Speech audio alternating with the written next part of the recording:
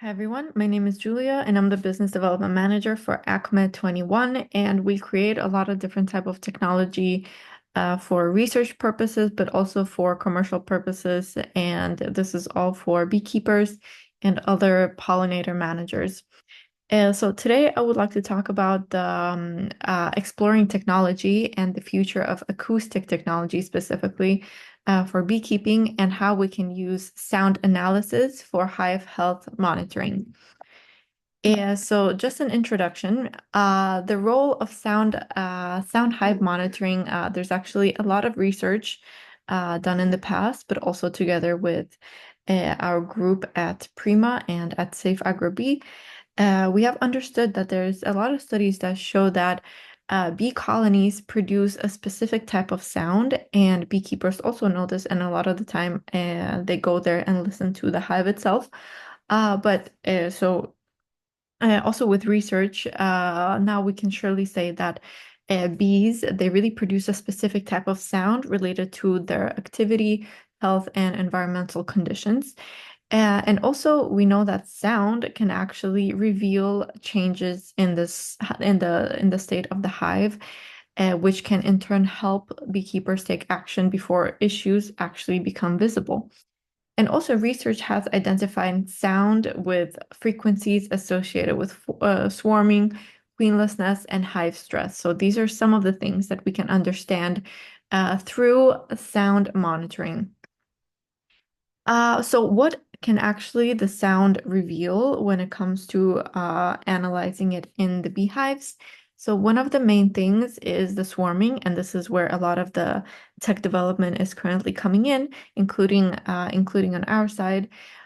Is yeah, with swarming activity, it will be much easier for beekeepers to predict when exactly the swarming is going to happen, and this is something that we can also understand with the sound. So studies have identified pre-swarming piping sounds from the queen specifically, and higher buzz frequencies that occur as colonies prepare to swarm.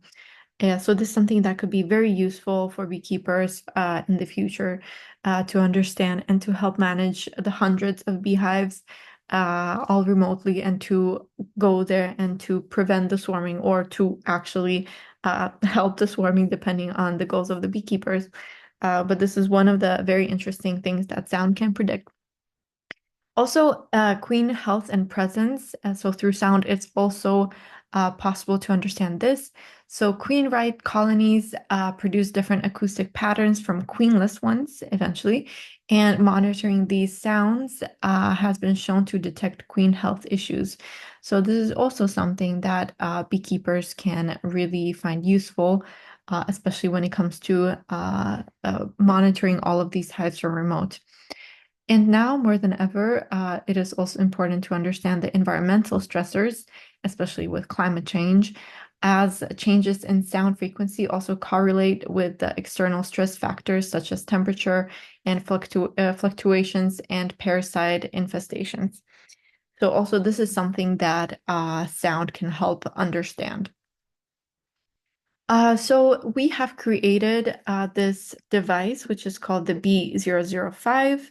And it is basically a sensor, and it's mostly used for research purposes at the moment.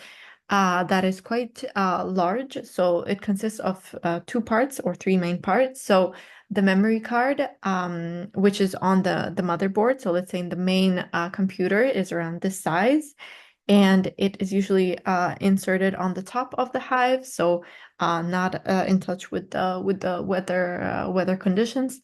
And the second part is this part over here, which is the sensor itself. So it is connected to, let's say, the main computer to collect all of this data.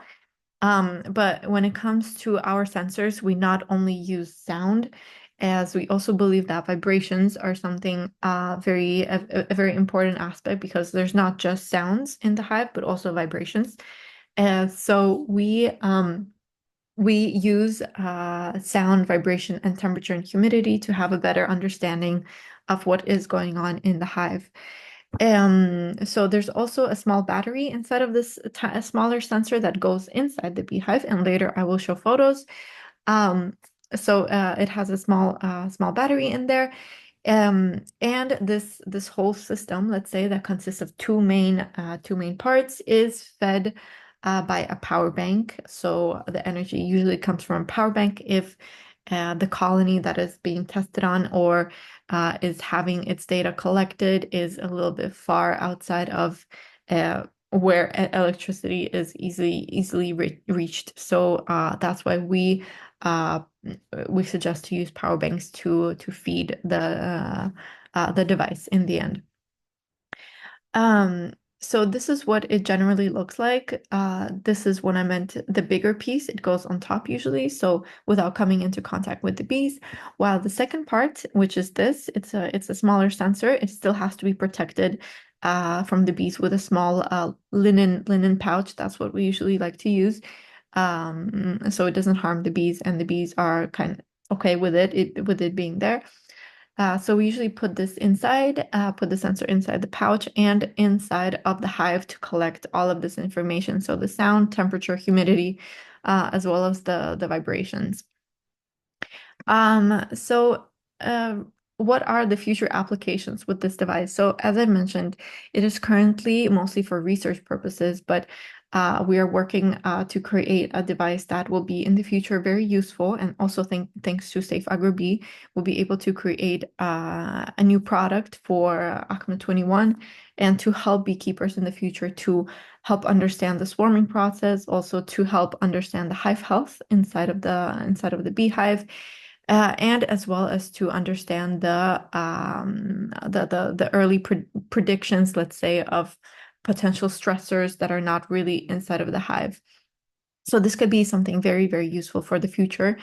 And I am happy to have a conversation on this as well as to what you, the beekeepers, think of this for the future for let's say pricing details and things like this. So to help us understand what could be a good a good price point that will not be too prohibitive for the beekeepers, and to sort of balance this final development of these type of sensors.